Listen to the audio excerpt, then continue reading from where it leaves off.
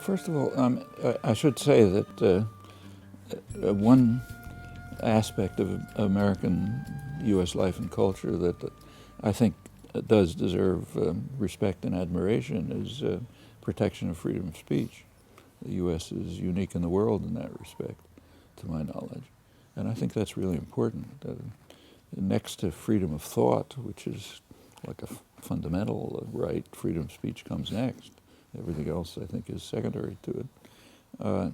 However, you should recognize that freedom of speech in the United States, though it is protected to a very high degree, has not been protected historically. That's a recent development. And in fact, it's a development that came substantially out of the activist movement. If you look at there is the Bill of Rights, which says that the government, part of the constitutional system, which First Amendment, it says that the government can't prevent speech, but it doesn't say it can't punish it. So the First Amendment was never understood, in fact, doesn't really permit freedom of speech.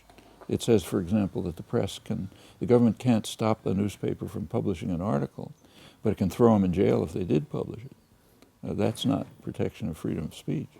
And in fact, it wasn't until the 20th century that freedom of speech cases actually reached the high courts. The law is basically what the courts decide, not what's written on paper. And the Supreme Court began to address freedom of speech issues actually during the First World War.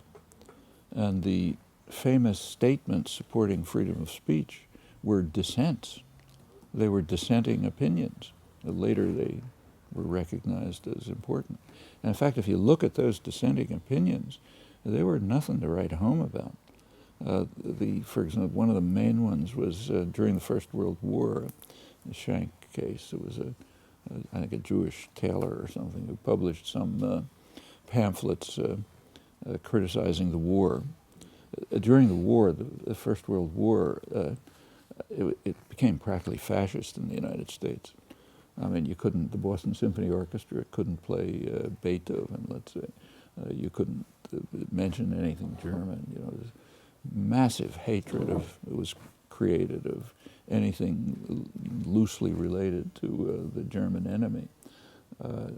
Eugene Debs, the leading labor figure in the United States, also a presidential candidate, the Socialist Party candidate, he was thrown in jail for giving a talk in which he in which he told working people, look, this is not your war, it's an imperialist war. Working people don't have a state that they have to serve. And he urged people to think about their constitutional right not to bear arms if they chose not to. He didn't urge any illegal activity. He was thrown into jail. And he was, after the war, when there was a kind of a general amnesty, he was kept in jail. He was bitterly hated by the progressives. Woodrow Wilson hated him particularly and kept him in jail. And this was the atmosphere. In the midst of that, there was a Supreme Court dissent in which Oliver Wendell Holmes made a famous dissent in the Schenck case and said that this tailor who published a pamphlet questioning the war shouldn't be, that issues of freedom of speech arose, he said. He nevertheless voted with the majority on punishing him. So it was a dissent in the sense that he raised the question of freedom of speech, but nevertheless said that these actions had to be punished. Well, over the years, it sort of broadened a little bit, but then also went backwards in many ways. But it wasn't until the 1960s that there were strong Supreme Court judgments on freedom of speech. And the first major ones came out of the Civil Rights Movement and that's not unusual. In the first major Supreme Court statement affirming freedom of speech was in 1964. It was Times v. Sullivan, if you want to look it up. What happened was that the New York Times published an ad by the civil rights movement, Martin Luther King, which condemned an state of Alabama sheriff, a particularly brutal, racist sheriff who was doing kind of horrible things, and they ran an ad condemning him. State of Alabama sued the New York Times for what's called seditious libel. Practically every country in the world, I suspect Holland too, I haven't checked, has a principle of seditious libel. Seditious libel means you cannot assault the state with words. And truth is no defense. Truth makes it a worse crime because then it's an even greater assault. As far as I know, every country I've looked at still has that law. Britain, Canada, you can check here. And that's like a core attack on freedom of speech. It means the state, the king, the state, whatever it is cannot be attacked with words. Well, that was, and the United States had it too. It was shot down by the Supreme Court in 1964. So you can assault the state with words. You can criticize the state freely, and that means any state authority. And there were other cases, and finally in 1969, there was the most important case, which said that, essentially concluded that speech should be free up to participation in imminent criminal activity. So, for example, if you and I go into a store and you have a gun and we're planning to rob it, and I say shoot, that's not protected speech. But anything kind of up to that should be protected speech. And this is very relevant to the case that you mentioned, because the case in question was the Ku Klux Klan, a vicious, racist organization carrying out lynching of blacks and so on. And they were the ones who were protected by this, that their speech should be protected up to participation in imminent criminal acts. As far as I know, that's the strongest protection of freedom of speech that exists anywhere. Actually, it's even beyond what the courts are now willing to accept. There are also attacks on freedom of speech. So it's by no means a victory that's won forever. The worst attack is under Obama. It's a case that you should look up if you're interested, a case that the Obama administration brought to the court. It was argued by Obama's latest Supreme Court appointment, Justice Kagan, and they won. The Obama administration won with the support of the reactionary justices. It's a case against a group called the Humanitarian Law Project, which was giving legal advice to a group that's on the government's terrorist list, the PKK, a Turkish group. They were just giving them legal advice, saying, here's the kind of things you can do. The court decided that, and the Obama administration insisted, that even verbal engagement with a group that's on the terrorist list. For example, if you tell them, I think you ought to turn to nonviolent activities, that's criminal. That's material support for terrorism. And that's a real attack on freedom of speech, a major attack. For example, I could be charged. Jimmy Carter could be charged. Plenty of people could be charged. Anyone who involved in any way with a group that the government calls terrorist, anything you do, like tell them to keep the nonviolent activities or say, here are your rights or whatever, that's criminal. That's a major assault on freedom of speech, and that's Obama.